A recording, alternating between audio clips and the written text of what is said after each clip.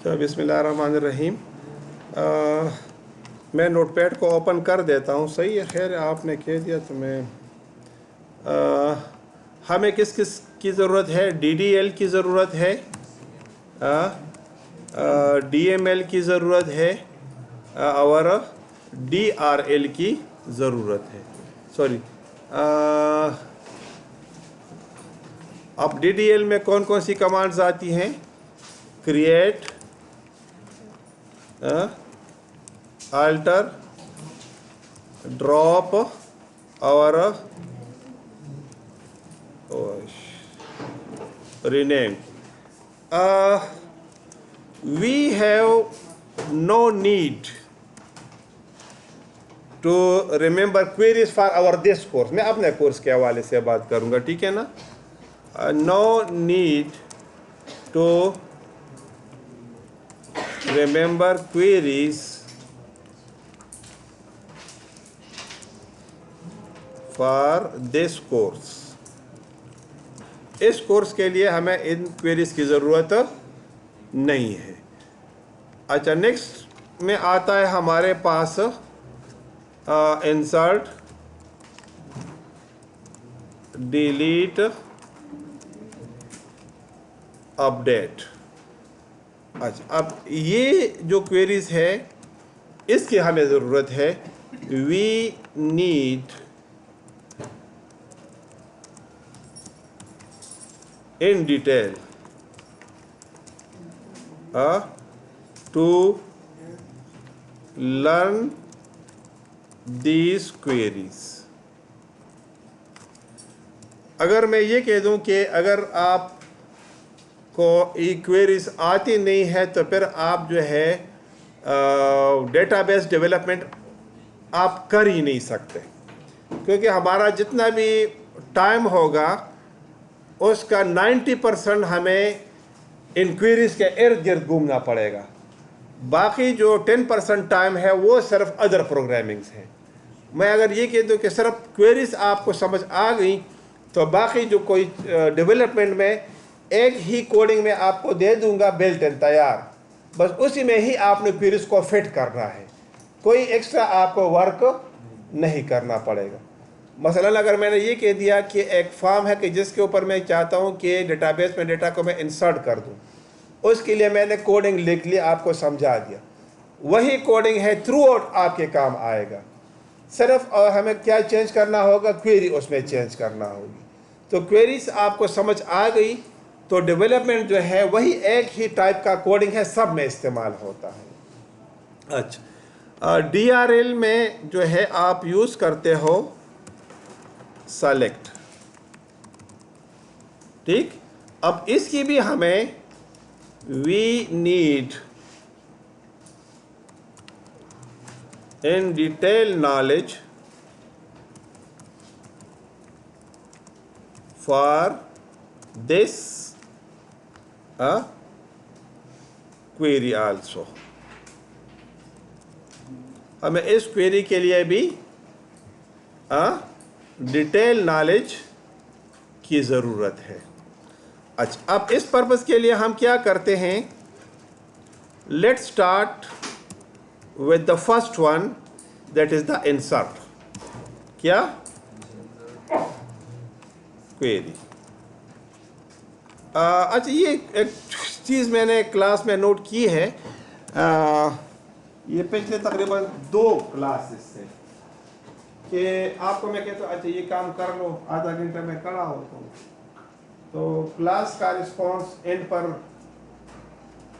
Average से below होता है, फ्रेंकली। ये नहीं कहता कि सब नहीं करते, लेकिन मैं टाइम देता हूँ सबको, तो कुछ कर लेते हैं, काफ़ी सारे स्टूडेंट्स नहीं कर लेते। तो दोनों सेक्शन में मैंने ये कहा था कि मैं अटेंडेंस नहीं लगाऊंगा, उनकी भी अटेंडेंस आप। अभी इस क्लास में मैं दोनों सेक्शंस की चेक करूंगा कि जिसने ये काम किया होगा तो उसकी मैं अटेंडेंस लगाऊंगा, क्योंकि मेरे पास कोई और रास्ता नहीं है, ठीक है। वो कहते ज़बरदस्ती, लेकिन बदनामी तो आखिर में टीचर की होती है। ये कि वल्लाह को ना मैं अनूखो पे न कोई नताबत मेरी बदनामी टीचर पर आ जाती है। और ये मैंने आपसे कहा था प्रीवियस क्लास में भी कि आसान जब काम हो रहे थे आपने कहा कि कैलकुलेटर और ये और वो साउंड वगैरह, तो उस तक आप कर रहे थे काम। लेकिन जब से मैंने वो शुरू किया, क्रिप्टोग्राफी वाला किया, तो पूरे दोनों सेक्शन में 4 या 5 स्टूडेंट्स ने किया। अब उसमें भी तैयार कोडिंग है तो आपको मिल गया और तो कुछ था नहीं, लेकिन जहमत की बात होती है ना कि एक बंदा जहमत गवारा नहीं करता। डेटाबेस की प्रीवियस क्लास से मैंने स्टार्ट कर ली, तो मुश्किल तो नहीं है, लेकिन स्टूडेंट का रिस्पांस इसमें मुझे नेगेटिव आ रहा है, कर नहीं रहे। ठीक है, तो मसला ये है कि ये अभी आपका वीक नंबर 9 के कंटेंट्स आपके शुरू हैं। 7 और 8 मैंने ओमिट किए हैं, वो उसके आउटलाइंस मैंने नोट्स मैंने अपलोड कर दिए हैं, क्योंकि उसमें आपका फ्रंट एंड या विजुअल स्टूडियो यानी विजुअल इंटरफेस इतना इन्वॉल्व नहीं है, तो वो मैंने कहा कि वो टाइम हम और चीज़ों को दें। ठीक है, अब ये आपके तकरीबन कोई 4 या 5 वीक तक आपकी ये चीज़ें जाएंगी। तो अगर आपको ये फाउंडेशन नहीं आता तो मेरे 4-5 वीक मजीद भी आप काम नहीं करोगे।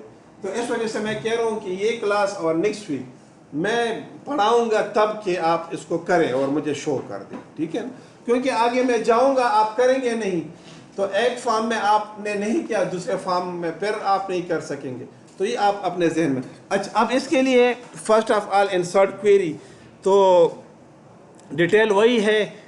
W3 स्कूल मैंने आपके सामने ओपन किया है। ठीक है, तो यहाँ पर मैं सबसे पहले पर्पस लिखूँगा, हाँ, to insert a record into a table. It is use for what purpose? To insert a record into a table. मैं समझाता हूँ, लेकिन आपको शो भी कर दूँ कि है क्या। अच्छा, अब इसके डिफरेंट वेज है।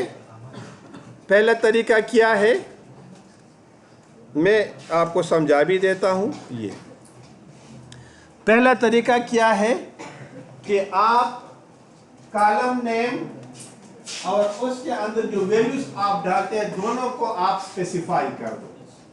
You specify both the column name plus the value. अच्छा, कब जरूरत पड़ती है इसकी? कि जब आपने पूरे टेबल में डेटा इंसर्ट नहीं करना होता, you wish to insert a record into only specific fields, तब आपको इसकी जरूरत पड़ती है। यानी कब आप ये वाला सिंटैक्स आप यूज करोगे, insert into table name column 1 column 2 column 3 values, यानी आप बाकियों में नहीं करना चाहते, सिर्फ 2, 3 या 4 कॉलम्स में करना चाहते हैं। In that situation, you will specify the column names and the values. Those will be inserted into the table. मेरा ख्याल में समझ आ गया, ठीक है। अच्छा, दूसरी भी मैं लिख लेता हूँ, फिर एग्जांपल दोनों की इकट्ठी मैं करवा लेता हूँ। सेकंड वन क्या है?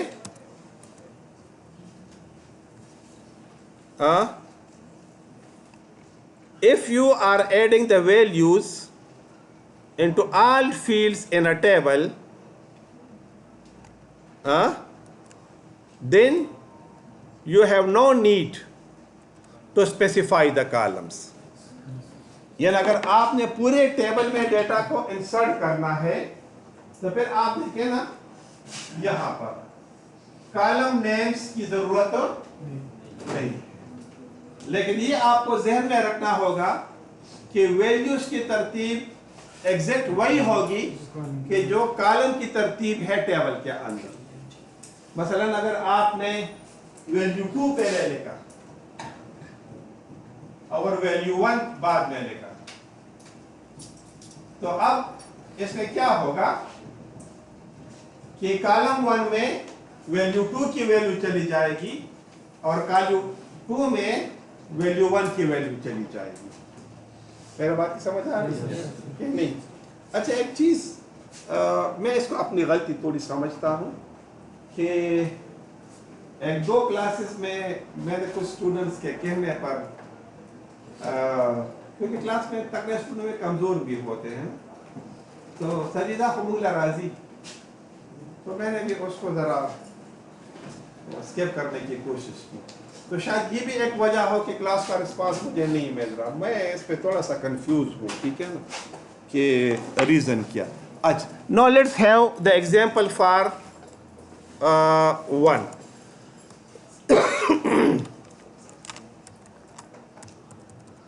एग्जाम्पल, अब देखिए टेबल हमारे पास ये गिवन है। आप लोग पहले से बना चुके दोनों सेक्शंस। तो मैं सेक्शन ए वाला सामने रख लेता हूँ का जो प्रोजेक्ट है। दोनों एक जैसे हैं बहरहाल, लेकिन अच्छा, ये RMS retail management system 2021A, और ये आपके पास AMP इन्फो। इधर से आप क्लिक करोगे ना तो आपको स्ट्रक्चर डिस्प्ले हो जाएगा। So this is the structure and this is the columns. अच्छा, अब देखिए मैं आमतौर पर कैसे करता हूँ कि अकॉर्डिंग टू दिस स्कीमा जो हमारे पास है, मैं 1 2 3 4 5 कॉलम्स में डेटा को इंसर्ट करना चाहता हूँ, सब में नहीं। तो मैं कौन सा सिंटैक्स यूज करूंगा? The first one. Second syntax will not be able to use. तो देखिए मैं यहां पर लिख लूंगा, यहां पर क्वेरी। अच्छा, अब आप देखें ना, इसमें थोड़ी सी एक एडवांटेज मैं आपको शो कर दूं कि आपने SQL लिख दिया, इंसर्ट इनटू क्या, EMP इन्फो और क्या। अच्छा, अब देखिए MySQL आपको फैसिलिटेट करता है कोडिंग के लिए, लेकिन फ़िलहाल मैं MySQL के इस्तेमाल के फैसिलिटीज़ को यूज़ नहीं करूँगा, मैं ख़ुद लिखूँगा EMP ID कामा ename कामा फादर नेम कामा सेल नंबर कामा CNIC। ठीक, ये तो नज़र भी नहीं आ रहा, मैं इसको थोड़ा बड़ा कर दूं तो जूम इन, ठीक है, कुछ नज़र आने लगे। अच्छा, अब values, sorry, values EMP ID से इट इज़ 1, तो ename because it is text, so I will write it in a string form.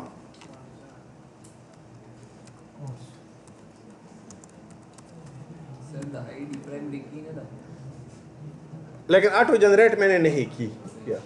Primary की मैंने बनाया हुआ है, लेकिन अगर आप ऑटो जनरेट करेंगे तो फिर आपको देने की ज़रूरत नहीं है। लेकिन अगर आपने ऑटो जनरेट नहीं, फिर आपको देना पड़ेगा, ठीक है ना। मैं अच्छा, फादर नेम जो है रियाज खान। अच्छा, अब सेल नंबर से मैं कह देता हूँ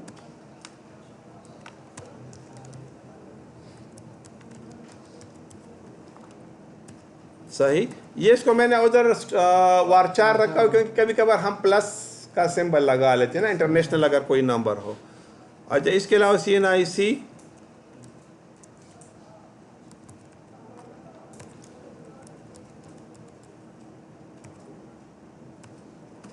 एंड ये सही।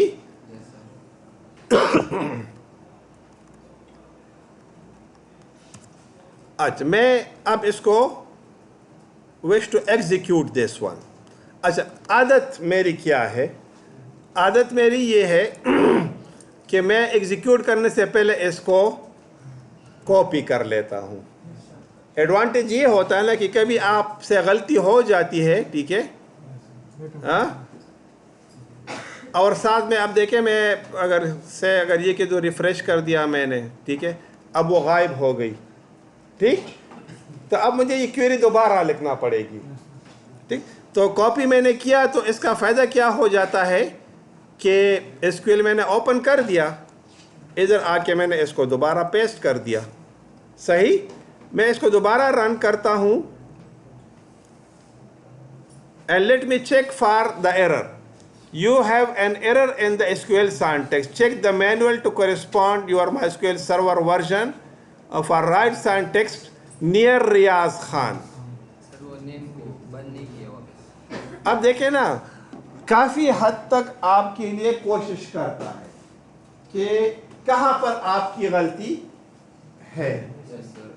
ज़रूरी नहीं है कि एग्जैक्ट पॉइंट आपको बता दे, लेकिन हेल्प आपकी करता है कि कहाँ पर आपसे ये मिस्टेक। मसलन देखिए, अगर मुझसे 2 जगह पर मैंने ये कर दिया से, हाँ अच्छा, नो गो, तब आप देखें ना कि 2 जगह पर आप यहाँ पर इसमें मिस्टेक है, लेकिन ये पिन पॉइंट एग्जैक्टली नहीं कर पा कि एग्जैक्ट इशू कहाँ पर है। ठीक, तो एक इसने ये कहा है कि रिस्पॉन्स टू दिस यूज नियर रियाज खान, तो इधर गलती है। तो इधर गलती क्या है कि हमने इसको कोट्स में बंद कर देना है, यहाँ पर इसको कर दिया। No let's execute it once again. अब क्या कह रहे, you have rights are near 17301 and so forth. कहते हैं कि ये यहाँ पर कोई गलती है। ठीक, तो कामा में इधर लगा दूं, इधर दोबारा कोट मैंने लगा दिया, दोबारा कोट लगा दिया and no I am executing it. तो क्या हुआ, unknown column name e man, बात समझ आ गई? ये कॉलम नेम गलत है, तो इसको मैं क्या करूंगा, ई नेम कर दूंगा। सही। अच्छा, अब दोबारा मैंने इसको कॉपी किया एंड गो, तो क्या 1 रो इंसर्ट, बाकी समझ आ गई? तो ये देखे मैंने लिख ली यहाँ पर क्वेरी, इसको मैंने कॉपी कर दिया और यहाँ पर मैं एग्जाम्पल 1 में मैं इसको पेस्ट कर देता हूँ। बात की समझ आ गई कि नहीं? तो क्वेरी भी आपको मिल गई, एग्जाम्पल भी आपको मिल गया। अच्छा, अब इसमें मैं थोड़ी सी मज़ीद चेंज करना चाहता हूँ। इसके लिखने का आसान तरीका आप थोड़ा सा देख लें, मैं आपको समझा देता हूँ। ठीक है, मैंने क्या लिख दिया, देखिए, इंसर्ट इनटू टेबल नेम क्या है, emp info ब्रैकेट। सही। मैं क्या क्या डालना चाहता हूँ, employ ID, employ name, father name, email, अच्छा सॉरी, एम्प्लॉय आईडी, एम्प्लॉय, देखिए ये कंट्रोल का बटन मैंने प्रेस किया हुआ है, ठीक है ना। Email address, hire date and date of birth कर दिया मैंने। एंड ये देखिए, ये एरो आप देखें, क्लिक कर दिया तो ये यहाँ पर आ गए। अच्छा, अब इसमें थोड़ा सा आप अपने जहन में रखें, मैं आदतन क्या करता हूँ कि जब क्वेरी बड़ी होती है तो 2 वैल्यूज़ को एक रो में मैं प्लेस करता हूँ, ये ठीक, और ये क्लोज पैरेंथिस कर दिया मैंने। अच्छा, अब देखिए, employ ID, employ name, father name, email address, hire date, date of birth, और यहाँ पर अब मैं क्या करूँगा, वैल्यूज़ को पुट करूँगा। तो वैल्यूज़ के लिए भी ये उसूल आप जहन में रखें कि 2 वैल्यूज़ को एक रो में आप रखें, तो फिर आपके लिए मैचिंग आसान हो जाती है। यानी एम्प्लॉय आईडी आपने 2 कर दिया,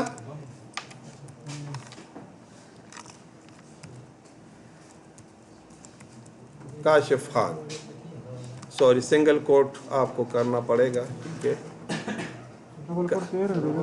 हाँ नहीं सिंगल, हाँ सिंगल, ठीक है ना। अच्छा, अब नेक्स्ट में आप क्या करें, father name Javed Ali,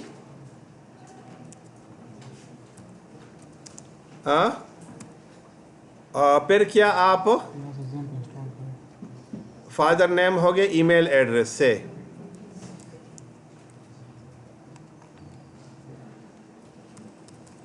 kashif@gmail.com, सही। 2 हो गए ना, कामा आप लगा के अब तीसरे में और लिखे। अच्छा, अब हायर डेट की सिंटैक्स क्या होगा माई सीक्वल में, डेट। तो कैसे मैं लिखूंगा, पहले मैं ईयर लिखूंगा, फिर क्या +14, पहले क्या ईयर, फिर मंथ, फिर क्या डे। अच्छा, नेक्स्ट क्या है हमारे पास, डेट ऑफ बर्थ, वही 90 10 15, ये इसका डेट ऑफ बर्थ, और ये आपने क्लोज पेरेंथेस लगा दिया। अच्छा, अब इसमें थोड़ा सा मैं कुछ गलतियां डाल देता हूं ताकि आप लोगों को थोड़ी सी समझ आ जाए। करके मैंने सेव कर दिया, सेव ने कॉपी किया, Ctrl+C, एंड नो गो। क्या कह रहे हैं,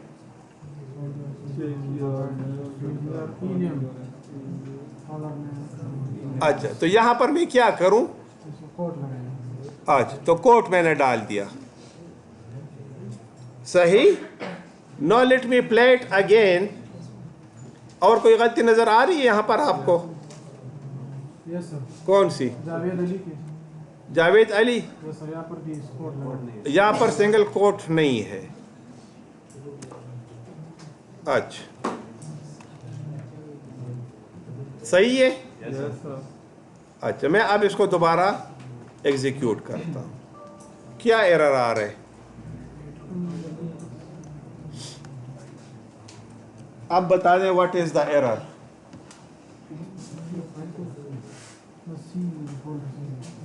जी,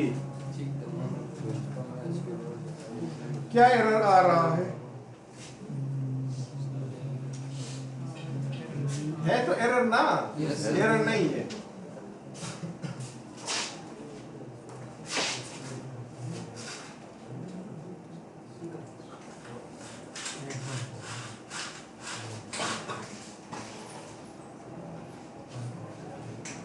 अच्छा, क्या एरर है?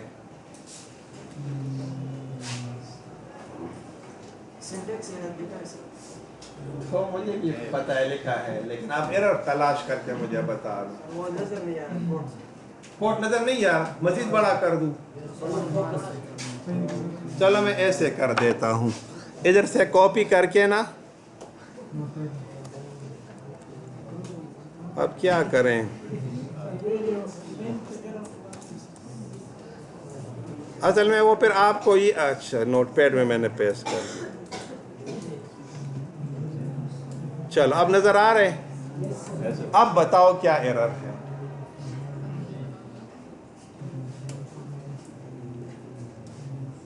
This is a very common mistake that I always observe when I teach to the students. Sir, जो इंसर्ट इनटू एमपीआईडी इसकी कोड थोड़ी होता है, होना चाहिए। नहीं होने चाहिए। हाँ? सर इसके साथ वो डेटा टाइप्स नहीं लिखा है सर। ऊपर एम्प्लॉय आईडी है, प्राइमरी मैंने नहीं देखा है ना। सर ये तो इनपुट है सर, ऊपर हाँ? वहाँ पे लिखना चाहिए एम्प्लॉय आईडी, प्राइमरी आईडी, और ये इंटीजर है। हाँ? क्या गलती है कोड में? डबल कोड कहाँ पर? हाँ? कोड से मतलब है। क्या, कौन से कोड गलत है? ऊपर वाले सर। हाँ? ऊपर वाले सर। आईडी भी गलत है, नेम भी गलत है सर। ये गलत है, क्या गलत है इसमें? हायर डेट वाले सर, हायर डेट में hire date Sir, email is this. इसके course Sir, come bracket today info. EMP info sir, बड़े लगी लाने लगी तरह से. Next line. दलता के आज मसला Sir, जी last breakers. वो तो खैर फ़र्क नहीं पड़ता, क्योंकि इधर अगर आप देखेंगे ना तो सर कोर्स खैर इससे फ़र्क नहीं पड़ता। कोर्स का ही मसला है अच्छा, कोर्स का क्या मसला है? Sir, जी अगर ये tool सिंगल कोर्स है सर, नीचे सिंगल कोर्स है, ऊपर देना होगा इधर सेमीकोलन sir,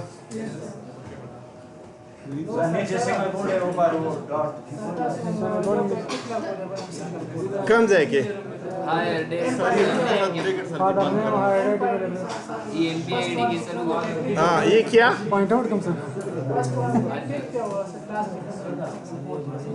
दासो कमा, सिंगल कोर्स सर, सिंगल दा सिंगल कोट कमा, शिफ्ट सर आजा ओमे को टिक शो। नहीं सर दोनों का sir. हां टू सर ये नेम होता साबदी नोट पेड निकाल गई.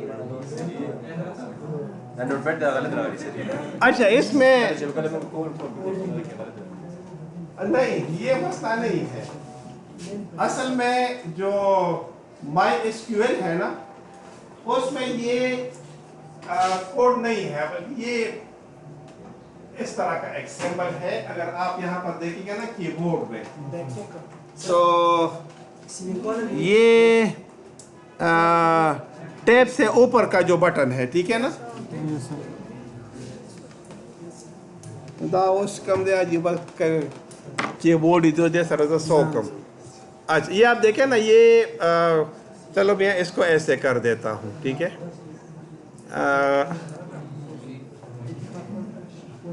अगर आप इसकी शक्ल को देखें ना, तो इसकी शक्ल में और इसकी शक्ल का फर्क है, थोड़ा टिल्टेड है ठीक है। तो ये हाफ टेल्डा हम इसको बोलते, क्या बोलते हैं? हाफ टेल्डा। ये कोट नहीं है, ठीक। अक्सर स्टूडेंट जो है जब डेवलपमेंट भी कर रहे होते हैं तो वो कभी कोट्स लगा लेते, तो कोट्स ये नहीं है, एक्चुअली क्या है, ये हाफ टेल्डा है। तो ये अगर देखें ना सिंबल, हाँ, इसको भी आप देखें, हाँ, और ये भी आप देखें, ये अभी देखें ना, ये फुल टेल्डा है, नजर आ रहा है ना। ये क्या है? हाफ टेल्डा है, ये आप देखें। तो ये वाला और ये वाला, ये दोनों हाफ टेल्डा है। सही सही हो गया। हाँ, अब कॉपी करूं इसको, let me run it again. ये ख़त्म करके दोबारा मैंने इसको पेस्ट कर दिया। अच्छा, अब फिर गलती आ रही है, तो मैं इसको फिर कॉपी कर देता हूं वहां पे। अब क्या गलती है फिर? Sir, last में semicolon है. क्या लिखा हुआ है? हाँ, ईमेल का मसला है सर, ईमेल एड्रेस में भी यही मसला ये देखें ना, इस साइन में और इस साइन में फ़र्क है, नज़र आ रहे हैं ना। ये इसको भी मैं हाफ टेल्डा करूँगा, सही। तो यहाँ पर आए आप, इसको भी आप क्या करें? हाफ टेल्डा करें। ये वाला जो सिंबल है, क्या मैं इसको करूँ? हाफ टेल्डा। And no execute it once again. Copy कर लें आप सबको, कंट्रोल ए, कंट्रोल सी, और ये गो। क्या हुआ? One row inserted. तो आप देखें यहाँ पर, मैं इसको अगर वो करूँ, ब्राउज करूँ, तो this is the table and the values inside. Sir tilde हो या वो सिंगल कोट हो, दोनों चलेगा सर? नहीं, हाफ टेल्डा चलेगा, सिंगल कोट नहीं चलेगा। सो दोनों वैल्यूज यहाँ पर आपके साथ इंसर्ट हो गई। आई थिंक मेरे बात की समझ आ रही। तो इस एग्जाम्पल को भी मैं कॉपी कर देता हूँ यहाँ पे। नहीं सर, वैल्यूज में नीचे जो है ना, वो तो सिंगल कोर्स में है ना। नहीं, वैल्यूज की बात मैं नहीं कर रहा हूँ, मैं कॉलम नेम्स की बात कर रहा हूँ।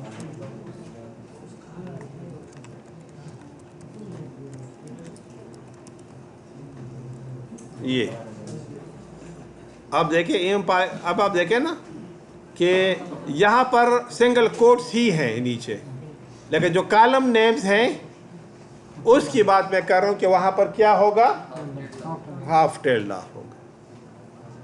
आई थिंक बात की समझ आ गई। अच्छा, अब no let's come to the second syntax. If you need to specify the values for all columns of the table, you do not need, करें? अच्छा है, मैं नॉर्मली रिकमेंड करता हूँ कि the student let do for all, क्योंकि बाद में जब हम क्वेरी करेंगे तो वो जनरलाइज क्वेरी हमारे साथ होगी। तो जनरलाइज क्वेरी में ये है कि अगर हम दे दे तो अच्छा है, क्योंकि हम हर टाइम क्वेरी को चेंज नहीं कर सकते। We once make a query and we do it for all. तो मेरी रिकमेंडेशंस क्या होंगी कि अगर आपने सब में करना हो या कुछ स्पेसिफिक में करना हो, दोनों में आप कॉलम नेम्स को स्पेसिफाई करें जरूर। हाँ, माई sequel facilitates you, Visual Studio do not give you an error if you do it. So, however, make sure the order of the values is in the same order as the column in the table. Now let's have the insert.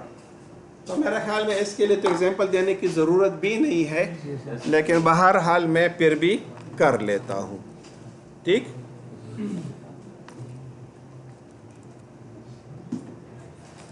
अच्छा, now let me insert one more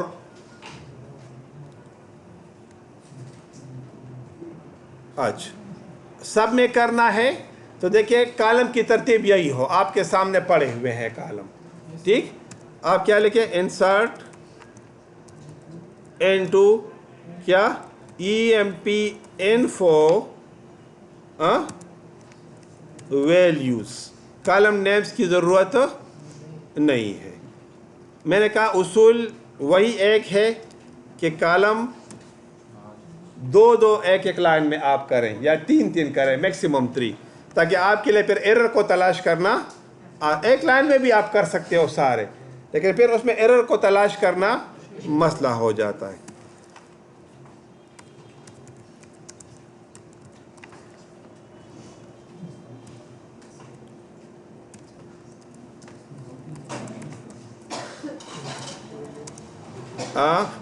CNIC से मैं कोई भी dummy सा दे देता हूँ time बचाने के लिए। ठीक है ना। अच्छा, अब ये ज़्यादा हो गए तो मैं इसको दो में डिवाइड कर देता हूँ। फिर क्या है, जेंडर मेल, फिर क्या है, ईमेल एड्रेस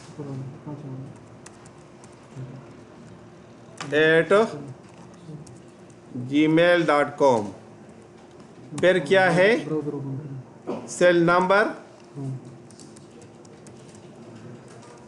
सही है, कोई भी मैंने दे दिया टाइम बचाने के लिए।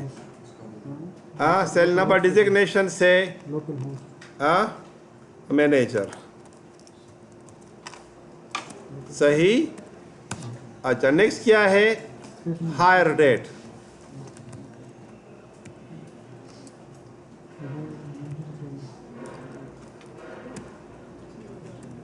नेक्स्ट क्या है, इनिशियल सैलरी, से फॉर एग्जांपल 24,000। हाँ, नेक्स्ट क्या है, डेट ऑफ बर्थ,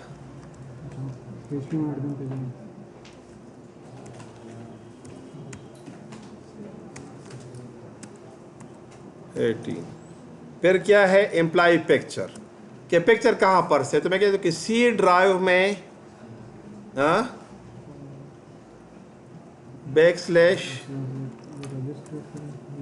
pics/pics.gif, यहाँ पर इसकी तस्वीर सेव है।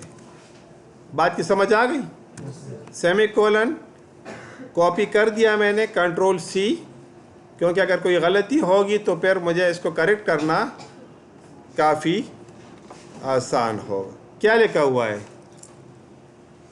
हाँ, insert into check the manual corresponding near values Belal. अच्छा, ये स्पेलिंग मुझे गलत लग रहा है, ये वैल्यूज का VALUE। असल में वो मैं टाइप करता हूँ ना तो एक गोली जल्दी पड़ जाती है, एक ज़रा स्लो पड़ जाती है, तो उस वजह से अक्सर ये मुझसे गलती हो जाती है। Ctrl+C एंड ये गो। सो 1 रो इंसर्टेड कर दिया मैंने। अच्छा, जब आप इसको देखें तो तमाम रोज में सर कॉलम्स में डेटा को इंसर्ट कर दिया। क्लियर? अच्छा, अब यहाँ पर आप आए और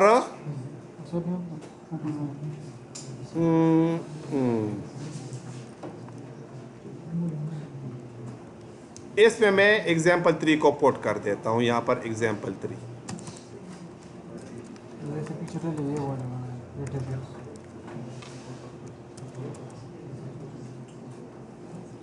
और ये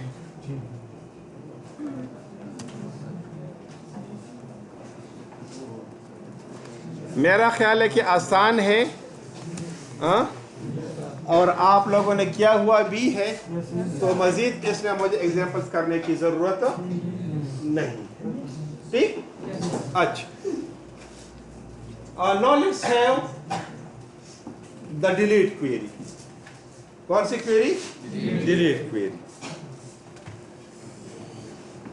अच्छा, तो मैं यहाँ पर लिख लेता हूँ डिलीट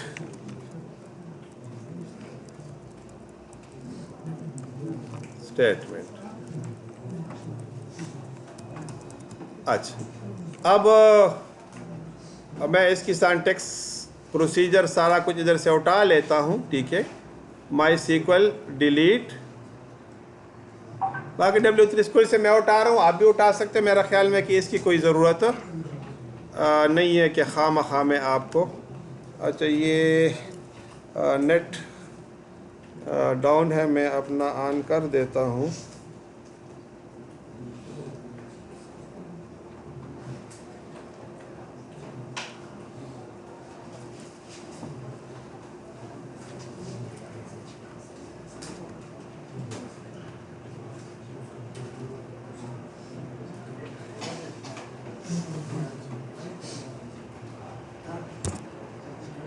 आराम से आराम से। अच्छा,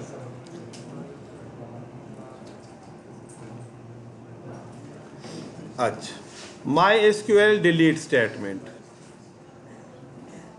is used to delete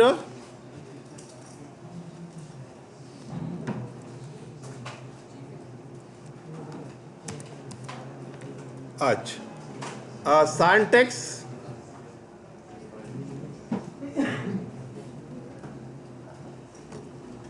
Ctrl+C।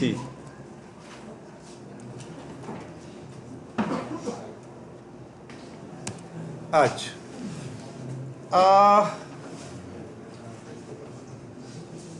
Purpose इसका क्या है?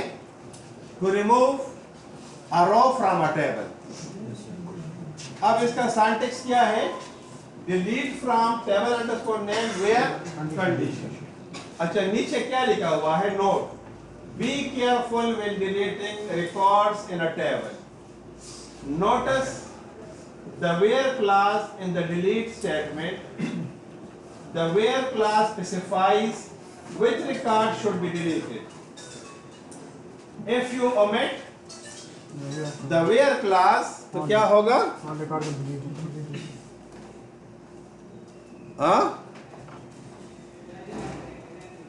In the table will be deleted permanently. क्या?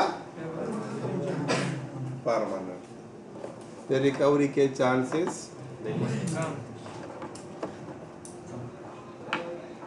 अब ऑरेकल तो आपने यूज किया ना, तो उधर आपके पास एक ऑप्शन होता है। क्या ऑप्शन होता है? रोल बैक या कमेंट करना।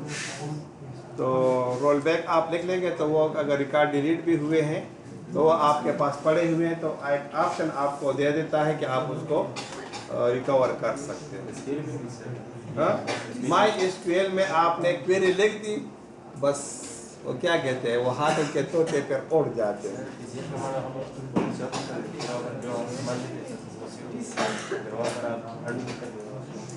MySQL में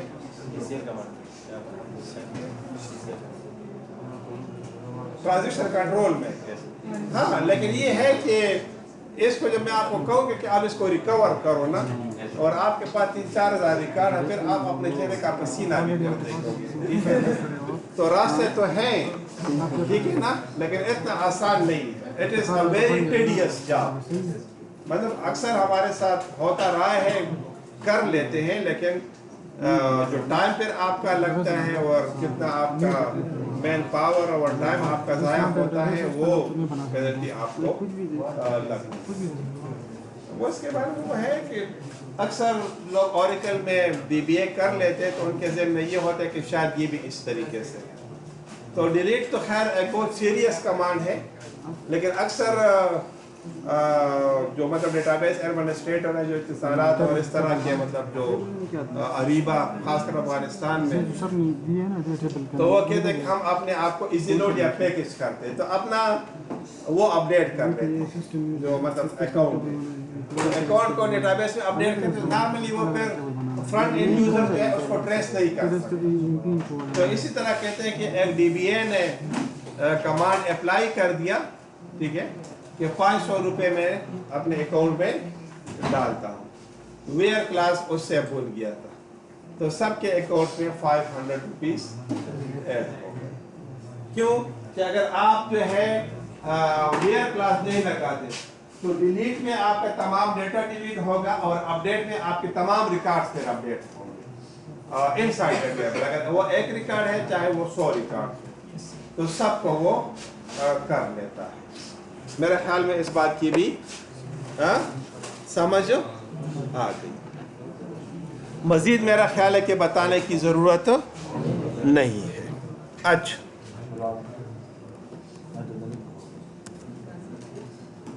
now let's have the update query.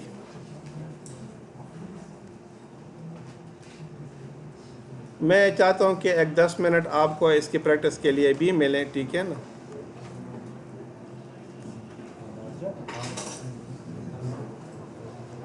ये अच्छा, ये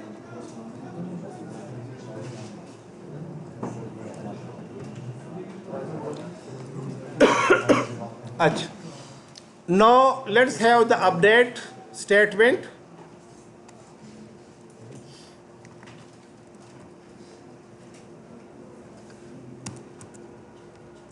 कर दिया आपने। पर्पस इसका क्या है? Update is used to modify the existing records in a table. This is the syntax. अब इधर भी वही मसला है जी। और नहीं लगा तो सारा में हाँ, अपडेट हो जाएगा। अच्छा, अपडेट टेबल में set column 1 values, column 2 values, column 3 values, where. तो अगर वेयर क्लास आपने नहीं लगाया तो जितने भी होंगे सब। अच्छा, अब इसमें जो है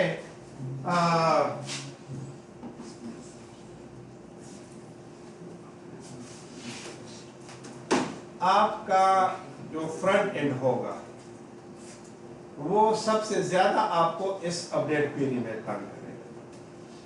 क्यों कि कोई बंदा है वो एक कॉलम को अपडेट करेगा, कोई दूसरे कॉलम को अपडेट करेगा, कोई तीसरे कॉलम को अपडेट करेगा, हर एक की मर्जी होती है ना। मसलन किसी ने ईमेल एड्रेस गलत लिखा है तो वो ईमेल एड्रेस को अपडेट करेगा, किसी और बंदे ने जो है डेट ऑफ बर्थ गलत लिखा है तो वो डेट ऑफ बर्थ को अपडेट करेगा, कोई और है उसका हायर डेट गलत है तो वो हायर डेट को अपडेट करेगा। यानी किसी भी टाइम पर आप ये फिक्स नहीं कर सकते कि किन कॉलम्स में आपने अपडेशन करनी है। तो यहाँ पर भी आपको फ्रंट एंड में क्वेरी को जनरलाइज लिखना होगा. You have to write the query in a generalized shape. जी. अपडेट दोबारा होता है कुछ मिसाल में कम फॉर्म देखने एग्जैक्ट मान डबल बटन मतलब शायद डबल फॉर्म या वो ओपन की द राइटिंग ऑब्जेक्शन को जो मतलब मेन फॉर्म की मतलब कई तरीके हैं, लेकिन मैं असल में उस इशू को हाईलाइट करना चाहता हूँ कि जो आप लोग फेस कर, मतलब वही मैं कह रहा हूँ कि क्लास में कुछ स्टूडेंट्स के पास नॉलेज है लेकिन मेजॉरिटी के पास नहीं है, ठीक है, तो मुझे फिर वो सबको थोड़ा बताना पड़ता है, ठीक है. तो अब उसमें मैंने आपसे क्या कहा कि you have to be careful about that. क्यों कि अगर आपने जनरलाइज क्वेरी लिखी तो अपडेट तो आपने शायद कॉलम 2 की वैल्यू करनी हो, नहीं समझ आ रही बात, तो कॉलम 1 की मैं वैल्यू क्यों अपडेट में मैं डाल दूं, क्योंकि जनरलाइज में तो ये है ना कि सब के लिए फिर वो काम करे. तो कॉलम 1 के साथ फिर मैं क्या करूंगा, कॉलम 3 4 के साथ मैं फिर क्या करूंगा. तो मतलब ये बहुत एहतियात से आपको अप्लाई करना होगा. क्यों कि अगर फॉर एग्जांपल आपने इसमें केयर आप नहीं किया तो आपके जहन में तो ये होगा कि मैंने सिर्फ कॉलम 2 की वैल्यूज को अपडेट किया, लेकिन इसके बैक पर जो डिफरेंट कॉलम्स और हैं आपको पता भी नहीं होगा और वो डेटा को अपडेट कर चुके होंगे विदाउट योर कंसेंट. मैं एक मिसाल आपको दूं. एक फॉर्म आपके सामने ओपन है और आपने कहा कि मैंने तो सिर्फ एम्प्लॉय नेम को अपडेट करना है, तो उसूलन तो यही है ना, एम्प्लॉय नेम आप लिख के और अपडेट का बटन प्रेस कर दोगे, बात खत्म. ऐसा है ना. तो फादर नेम और उसके देने की जरूरत तो नहीं है कि है, हाँ बोले हाँ या ना, हाँ कि ना, हाँ. और आपने इधर लिखा है ना कि कॉलम 2 वैल्यू 2, कॉलम 3 वैल्यू 3. अब आपने फादर नाम तो नहीं लिखा, तो सिस्टम तो उसको एम्प्टी बॉक्स कंसीडर करेगा, नहीं ना, ठीक है क्या ना, हाँ. देखिए फॉर्म तो आप जमा करते रहते हो ना, कहीं एडमिशन के लिए, कहीं जॉब्स के लिए, कहीं किसके लिए, हाँ. तो एक कॉलम आपने एम्प्टी छोड़ दिया, हाँ, और आपने क्या लिखा कि अपडेट. तो जनरलाइज क्वेरी है ना, आपने लिखा है ना column 1 value 1, column 2 value 2, column 3 value 3. अब वैल्यू 3 आपने नहीं दी, वैल्यू 4 आपने नहीं दी, बाकी वैल्यूज आपने नहीं दी. क्यों? आप समझते हो कि मैंने तो सिर्फ नेम को अपडेट करना है. समझ आ गई? अब पीछे जो क्वेरी लगी हुई है वो कैसे लगी है, जनरलाइज क्वेरी लग गई, उसमें आपका कुछ जारी नहीं है, आपने अपडेट को प्रेस किया तो ये वाली वैल्यू तो आपकी अपडेट हो जाएगी, वो बाकी नल के साथ अपडेट हो जाएगी, नल वैल्यूज के साथ. तो प्रॉब्लम बदे वाली CNIC उड़ जाएगी आपकी, हायर डेट आपका उड़ जाएगा, हायर डेट आपका सैलरी सारे आसमान में उड़ रहे होंगे. बात समझ आ रही थी ना. तो फिर ऐसी सूरत में आपको मैंने कहा कि फ्रंट एंड के ऊपर काफ़ी एहतियात करना होगा. ये मकसद है बताने का कि you have to be very careful about that. कि जनरलाइजेशन आप कर रहे हो क्यों, मजबूरी है कि अगर यहाँ पर 40 बंदे हैं तो किसी ने एक वैल्यू को अपडेट, किसी ने दूसरे को, किसी ने तीसरे को, तो 40 डिफरेंट क्वेरीज तो मैं नहीं बना सकता. समझ आ गई ना. तो एक जनरलाइज बनाना होगी, तो जनरलाइज बनाऊंगा तो उसका नुकसान क्या है. So you have to control this to avoid such a serious situation. ऐसे खतरनाक सूरत हाल को हम अवॉइड करें. आई थिंक बात की समझ आ गई. Now let's have an example for it. अच्छा मैं इधर लिख लेता हूं, ठीक है ना. Note, B very careful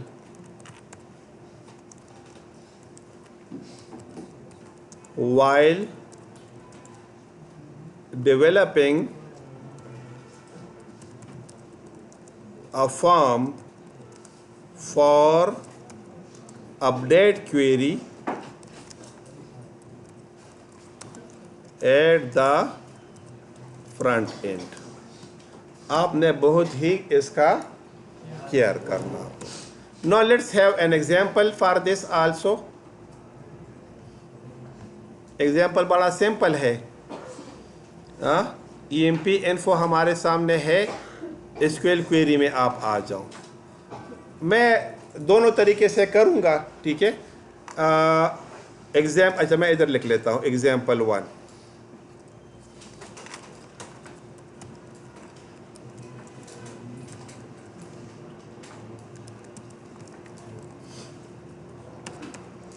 update EMP info set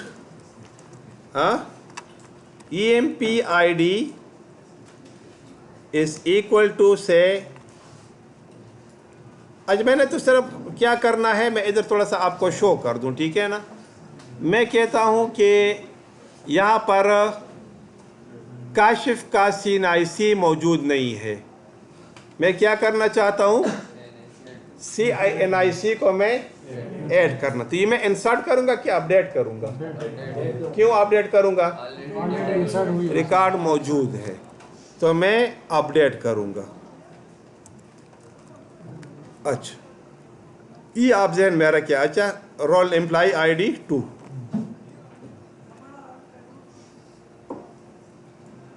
तो मैं क्या लिखूंगा यहाँ पर? अपडेट। टेबल नेम क्या है? EMP info set CNIC is equal to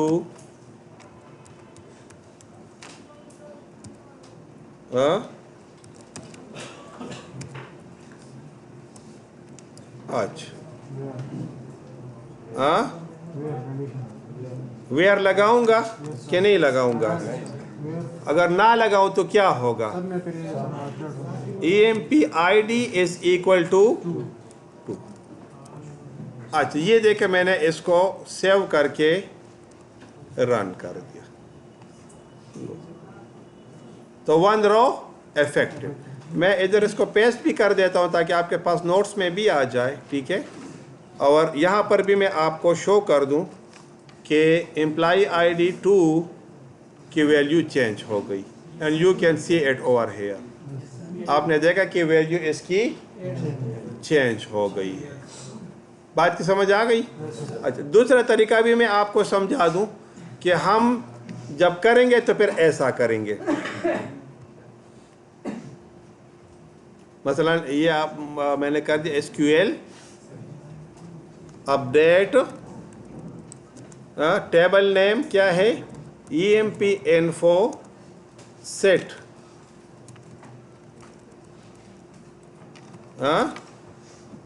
EMP ID is equal to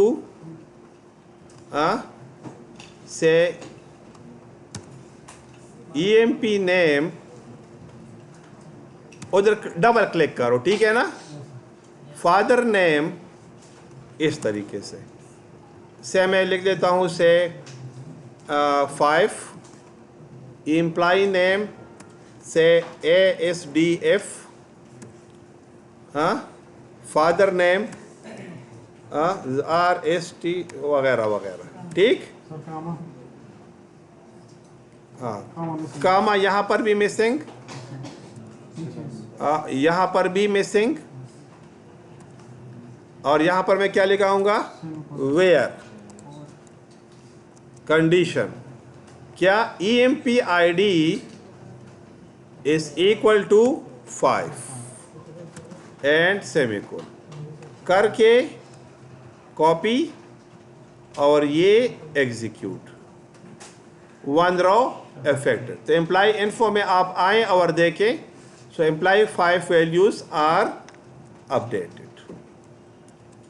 बात की समझ आ गई कि नहीं?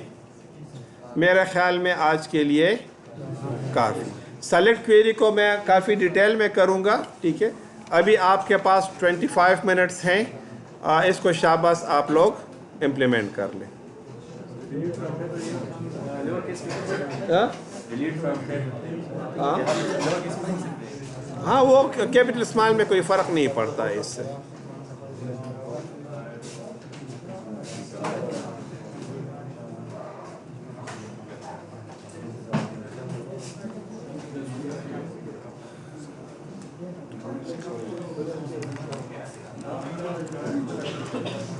This